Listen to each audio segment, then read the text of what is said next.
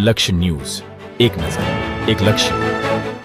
રાણપુર શહેર ખાતે બોટાદ જિલ્લા પોલીસ વડા ચિંતન તેરૈયાના અધ્યક્ષ સ્થાને લોક દરબાર યોજાયો.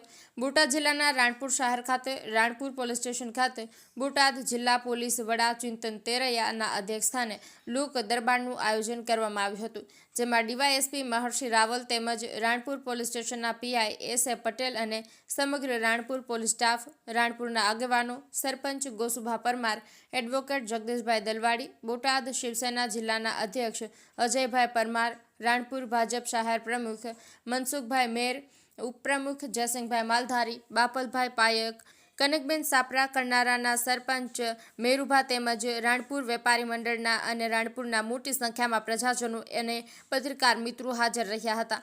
રાણપુરના વિવિધ પ્રશ્નોની રજૂઆત કરવામાં આવી હતી, જેમાં રાણપુરના રોડ રસ્તા ઉપર સીસીટીવી કેમેરા લગાવવામાં આવે, ટ્રાફિકની સમસ્યાઓ અને ખનિજ માફિયાઓ પર અંકુશ લગાવવામાં આવે તેમજ અસામાજિક તત્વો ઉપર કડકમાં કડક કાર્યવાહી કરવામાં આવે તેવી રાણપુરના નગરજનો દ્વારા રજૂઆત કરવામાં આવી હતી. અને રાણપુરના રજૂઆતને સાંભળ્યા બાદ બોટાદ જિલ્લાના એસપી ચિંતન તેરૈયા દ્વારા સ્થાનિક અધિકારીઓને અમલવારી કરવા માટે તરત જ સૂચના આપવામાં આવી હતી.